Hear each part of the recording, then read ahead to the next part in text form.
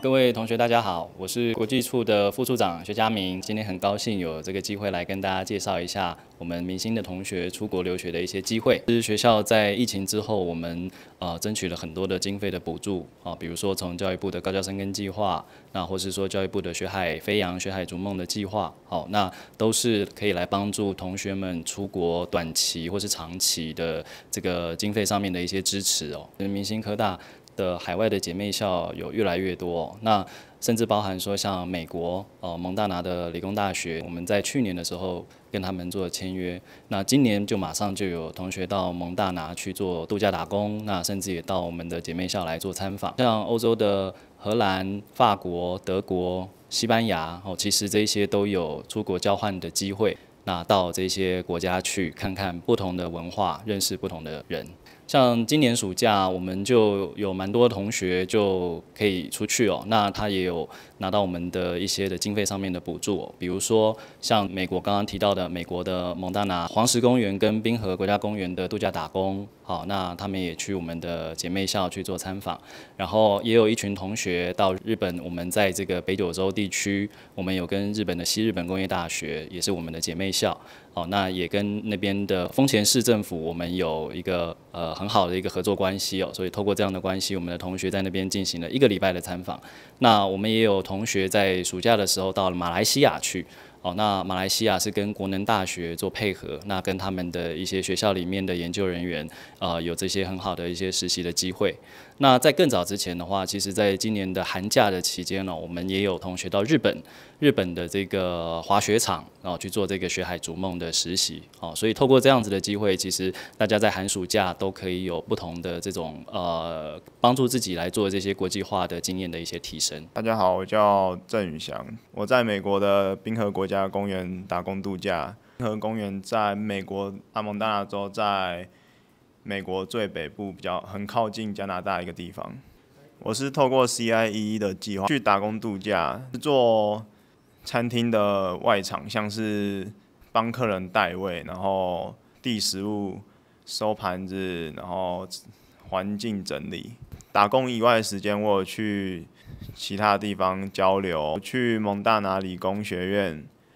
然后那边学院的老师带我们去体验宝石寻找，还有矿物的分析等等的。打工度假赚了$6000，去了很多其他地方玩，像是波特兰、西雅图，还有洛杉矶。虽然花了我很多钱，但是这个体验是值得的。好，大家好，我是商语系4年级的宋品瑜 ，Hello。我这次透过 CIE 他们的一个打工度假的计划，然后我去的是美国蒙大拿州的黄石国家公园，需要安排面试。然后雇主的话会用线上的方式在美国跟我们进行面试。面试的过程呢也是用全英文。那主要的问题呢，他们会首先会先要求我们自我介绍，然后呢再问我们一些有关于我们的工作经历，然后还有我们想要的职位有什么。我美国这一趟打工度假的计划，最主要的目的对我来说是文化交流，不是说去赚到很多的钱，或者是说只把注意力放在提升英语能力上面。我觉得印象最深刻的地方呢，是美国人他们的文化跟我们台湾的差异。我觉得美国人他们的娱乐非常的多元，我也体会到他们这个独立的能力跟我们是非常不同的。从2018年开始呢，我们就跟国文大学有了这个构想，去送学生到国文大学这边去做一些研究或者是做实习，也就是说让他们有机会能够学习到不同的语言文化，鼓励同学参与这样子的国际化的一个活动之外呢，另外我们在这一个计划里，同学到外面去学习这2个月，我们也提供了一个就是学分抵免的方式，会给他们一个选修3学分，做一个鼓励的做法。我是机械工程系4年级吕一璇，然后我是去马来西亚的国家能源大学去做学习和交流。我在国家能源大学里面是学习 IoT 物联网的技术。那我们团队有去马来西亚当地的一个很有名的绿色建筑 Diamond Building 那边去参观，觉得很厉害的是，他们可以不用警卫，也不用人去看管，就可以保证那个整个建筑的安全，然后也很多使用绿色科技，达到节能减碳的效果。这次出国交流对我不管是之后升学或者是步入职场都有很大的帮助。例如外语能力以及适应力，在异国他乡，只是说要完全适应是非常困难的一件事情，包括语言，然后食物，还有生活的方便性都非常的不一样。所以我觉得适应能力是一个对我来说提升非常大的帮助。然后以及外语能力，因为马来西亚是一个多国语言的国家，这是一个很特别的一个经验。我是多有4年级，然后杨玉贤。我去马来西亚交流的是 VR 跟3D 小游戏。那在第1个月的时候，我是跟教授先交流了 Unity。那第2个月主要在 VR， 那就是用 VR 头盔结合健身器材去，因为每个地方打 Unity 都还是会有点不太一样，自己本身的打法跟教授就是一起磨合。那教授也跟我说可以用什么去改进。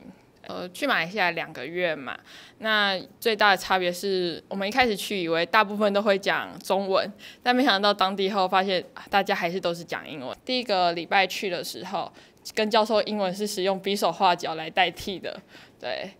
那收获就是程式能力跟英文能力都有进步。对未来的学弟妹来讲的话，到国外去走走，去看不同的社会环境。包含人家的专业职能这方面是一个很难得的机会，所以有机会，我觉得说大家应该尽量去把握。英文是一个终身的一个学习的项目，所以不要急着把英文在1个学期就把它练好，从最基本的开始，慢慢的去建构你自己的语文能力。好，那语文最重要是要敢于去表达，好，所以不要怕说，我英文不好，实际上就是如同我刚所讲，这是一辈子的事，不要急着把它一次完成，慢慢的开始准备。即使你今天不是出去到国外去，在台湾未来就业的时候，也一样能够受用。好哦，有很多同学可能会对于说像出国留学或是度假打工到底是不是很困难的一件事情哦？那老师要在这边跟你们讲，其实没有你们想象中的那么困难哦。比方来说，像在这个美国做度假打工，当然他一定要做一个线上的面试。那重点是，只要你肯开口说，你不怕跟外国人用英语做一点点简单的沟通的话，你录取的机会就非常的大哦。那另外，像当然，教育部的这个学海飞扬的计划，因为它要求你一定是要到国外去上课哦，那所以它对这个语言的要求会稍微高一些。好，那一般来讲，我们可能会希望同学。以多益的成绩来讲的话，大概要有多益550分以上的水准哦。所以当你如果有这样子一个想法的话，请你一定要提早的去准备一下你的外语能力，想办法达到那样子的水平以后，你才可以更好的去得到这样子的机会。那有得到这样的机会的话，你的机票以及每个月的生活补助，其实都会得到蛮多的这个政府的资助哦。那另外在海外实习，比如说学海逐梦，因为它是实习的计划，所以它相对来外语能力的要求就没有到那么的高，所以同学们也不用太担心哦。很多同学可能比较缺乏这个出国的经验，都会第一次出去总是会很担心哦。那学校其实很贴心，那国际处这边提前安排我们的外籍老师来帮他们加强听说读写的能力哦，也有专门的同事在负责这个行程上面的安排，那也会随时掌握大家在那边的状况哦。所以只要你愿意出去，其实都会有很多人来协助你们所以不要把出国这件事情想得太难。我们学校里面的外籍生来自20几个国家哦。那我们在这个学期的中间，常常会办一些这种国际的文化分享的一些活动，可以帮助同学们在去这些不同的国家以前呢，你就可以大概知道一下那些国家的文化啊，还有一些什么样的禁忌啊，需要避免哦。那学校也是这个教育部的双语计划的补助的一个重点的学校之一，所以我们其实有蛮多的这个提升英语能力的一些策略，还有一些做法，还有一些经费的投入哦。那这些资源其实都在那边等着大家来使用。所以只要你有一点这样子的想法，你不知道该从何下手的话，那欢迎你可以随时跟我们国际事务处这边来联络，那我们会给你最好的一些协助。